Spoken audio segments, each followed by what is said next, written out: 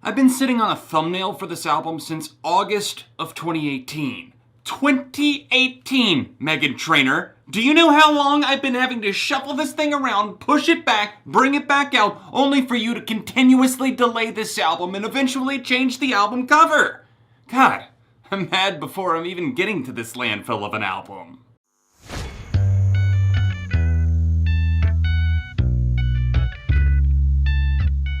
Hey neighbor, welcome back to ARTV. My name is John and it's time for another installment of Pop Gone Wrong. Today, for the lovely Meghan Trainor, everyone's favorite artist and everyone's favorite fan base. Give it up for the trainers out there, of course. We're talking about album number 3, the long-delayed Treat Myself.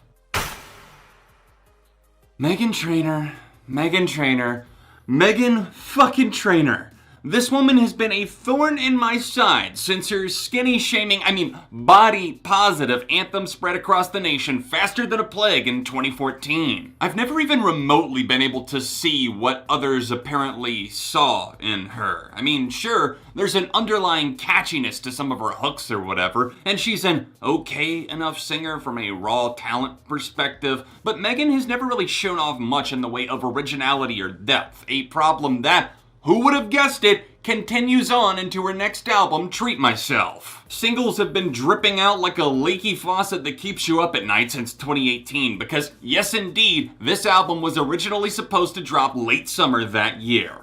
It didn't. It also didn't drop January 2019, spring 2019, or fall 2019 like it was supposed to. She threw out that obnoxious EP, The Love Train, which I actually just realized I see what she did there. The Love Train, Meghan Trainor. I love puns, but that just sucks. With her commercial viability at an all-time low, and the label clearly turning her hand away from working with family members like she apparently wanted to in favor of grabbing some big-name guest features like Nicki Minaj or AJ Mitchell, who I genuinely confused with AJ McLean from the Backstreet Boys on my first few listens. What insidious side effects do we endure on album number 3? Individuality is a trait a lot of people in the age of the internet like to think they have. God, I'm so unique. Look at me posing with this bagel in front of the Santa Monica Pier. That's so me. You don't just walk around touting the fact that nobody does it like you. It just happens organically if you actually do happen to have some sort of originality floating around your aura. And Meghan, honey, you're not original or unique by any stretch of the phrase. But that can be okay, you know. Obviously, art imitates life, you know. But the problem is her complete lack of self-awareness that sends her chasing after the pot of gold hit songs at the end of the rainbow. Be kind, let's rewind just a little bit here to look at the inner workings of Treat Myself. Is it competently produced, played, and sung? Sure, I guess I can give it that. There's not too many glaring issues outside of a few really obnoxious knockoff attempts and production glitches, but I don't think that I need to remind you that technical skill or talent only goes so far. You could be the fastest typer in the world and not be able to translate it into something useful, and hell, better yet, I know somebody in real life that has multiple college degrees, including a master's degree, but works at a fast food restaurant because they choose not to utilize their full potential. Meghan circles the drain that contains the remnants of what worked for other artists, and it seems like her team just desperately scrambled behind the scenes to put together pieces of what they felt would resemble the singer, even if it really didn't. Before I even go any further, I do want to give Meghan a little bit of the benefit of the doubt here in the sense that I just feel like the label homogenized the fuck out of this album without really giving her all that much control. I can't say for sure that that's what happened, and I also don't think this album is as quite obnoxious as her past 2 releases, Tidal, and even to a worser extent, Thank You, but it really just feels like her new one had a vacuum cleaner up against its soul, devouring away anything too risque or challenging or original, as I've said. benefit of the doubt only goes so far. What it all boils down to is how ridiculously boring this album manages to be. Like, it's so safe and makes statements that anyone in her target audience will gobble up, just like the generic motivational quotes for women they probably share to Facebook 24/7. Meghan previously commented that, oh no, she didn't consider herself a feminist all the way back in 2014 in a Billboard interview. And oh honey, the tides have most certainly changed since then. If you're not a devout feminist, then you hate women as far as the Twitter sphere is concerned. So Meghan seems to be playing the game a little bit more with some of these songs, especially the ones that feature other female guests on the track, like Genetics with the Pussycat Dolls and Nice to Meet You with Nicki Minaj, which Niall Horan had that song earlier, like last year, and he did it so much better. But the biggest problem with this album, hell, the biggest problem that I have with Meghan Trainor is that she contradicts herself constantly. Bitch, you about to stomp on my every last nerve over here with, I'm never the pretty one. No one ever notices me. That's not me. To later in the album going, I'm the shit. Look at me. I got badass in my DNA. Which one is it then, Meghan? Oh, what's that? None of these statements that you make in your songs are actually representative of personality traits that you possess? You're just trying to pander to as many people as possible? Sounds about right, considering this comes from the artist whose biggest hit says, I'm not changing for anyone, I'm all about that bass, then proceeds to lose all of the weight within a few years. All of this back and forth makes for some of the most boring musical warfare I've ever witnessed, dragging itself down into the trenches just to take a photo of how muddy your clothes got to prove that you were actually there. Shut up, Meg. I'm sorry, I had to. Alright, let's break down some of these tracks because, again, while not everything is egregiously bad, it just kinda violates me in the sense that it doesn't trigger any sensation or response from me. It's also middle of the road 95% of the time. Babygirl is an ode to loving yourself because we haven't gotten enough of those anthems, and of course self-love, it's very important. But the problem with Meghan's music is that it feels like it's cashing in on trends rather than actually trying to say something. And obviously it's ingraining into your head with that annoying repetitive love yourself electronic glitch that rides out the beat the entire fucking song. Babygirl just annoys me to no end because it does pander so hard and it just clips together a lot of different cliches from popular music right now. Collaborations are key according to Epic Records, the label of Meghan Trainor, and the Pussycat Dolls are on this track, and wow, they're really back, aren't they?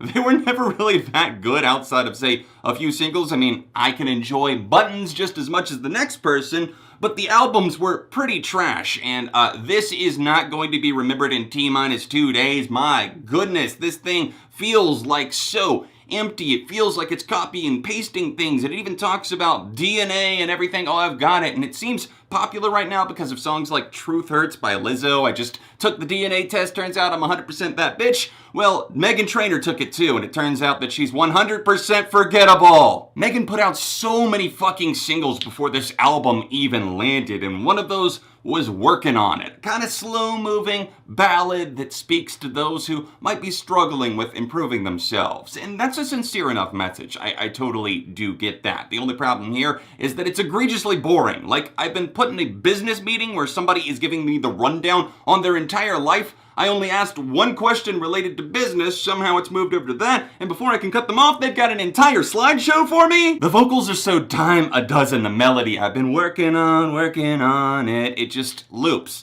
it repeats, and these ideas on this album crash and burn into the ground. Everything feels so synthesized and processed and just very calculated. Musically, there are a few good production cues that her producers pick up on that do fit with her vibe that she's going for, I suppose. And there's a few fun enough moments, I suppose. I think Evil Twin would be one of those. It has a good concept. Of course, there's plenty of movies that have great trailers or else they look like they could be captivating, but then you watch the whole thing and you're like, wow, what a letdown. I would still say that there's others that did the whole Evil Twin concept better, but even still, it's a better song on this LP, as is Nice to Meet Ya, despite the fact that it does have a very similar title. I'm sure that's a coincidence with the Niall Horan track. I feel like this one does have some great glitchy production. It's fun to listen to from a musical perspective, but what's being said here is so run-of-the-mill. Again, it's Meghan Trainor kind of spouting off these buzzwords, these things that are very trendy and empowering. And again, empowerment to me means something original or something that's unique to you. And I don't feel that Meghan has that, especially not on this track. And then Nicki Minaj's guest first. I mean, I guess you can tout the fact forever that you've got clout because Nicki Minaj said your name on a track. Oh, it's Meghan Trainor, and she collabed with you. But we've got to remember, Nicki Minaj will do that 50 times a year if you're tossing enough coin her way. You got a bag of cash for me? Oh, sure, Meghan Trainor. I'll be your best friend. I'll turn in another verse with words that I've already said a million times. There's not much to say about some of the ballads like Ashes, except for the fact that they're a drag to get through, and that some of them, like Another Opinion, horribly blend together ukulele with trappy drums, annoying bass programming, and distorted vocals. God, so many of my pet peeves all in one song to make for one of the most offensive and abominable songs on the album. But, oh, phew, thank God. Oh, wait, as she alerts us 1,000 times on this song, she doesn't care. She sings, and I quote here, "If you don't like me, it ain't my fault." Bitch, please, it's at least 80% your fault. Maybe I'll put some of the blame on your producers, but I just have this thing against pandering middle-of-the-road songs that try to act like they're inspirational as fuck. You're not! One last song that I want to mention by name, Funk. What is it with seemingly every pop artist these days being obsessed with using funk as a large part of their vocabulary? It also features these horrible hand claps, annoying bass, and these brass sections, and then random production sounds that makes this feel like a bad Mark Ronson B-side. Alright, we've reached the end of another episode of Pop Gone Wrong. It's time to toss another album in the grave. I'm giving this record a strong 2 out of 5, but all of her albums to date have actually gotten that score, which is wild to me. But this one, this 2 out of 5, it's a little bit stronger. In fact, I might even be so lenient as to say a very light 2.5. But for me, even with this being her quote-unquote best album, Meghan Trainor at her best is so damn forgettable. But at the end of the day, it's all just my opinion. I would love to know what you guys think. Let me know in the comments section down below. Have you heard Meghan Trainor's third studio album? Or are you just gonna take my word for it? Sound off in the comments. Don't forget to drop a like on this video and let me know down below if you like these harsher videos where I just kind of cut off the filter and really let you know how I feel. Your comments are appreciated, and of course the likes as well. Subscribing to the channel does help out immensely if you ring the bell too. If you for some reason want to see another Meghan Trainor review, I guess you can tap here or tap here for another recent Gone Wrong episode. Socials in the description, and I will see you soon for more on ARTV.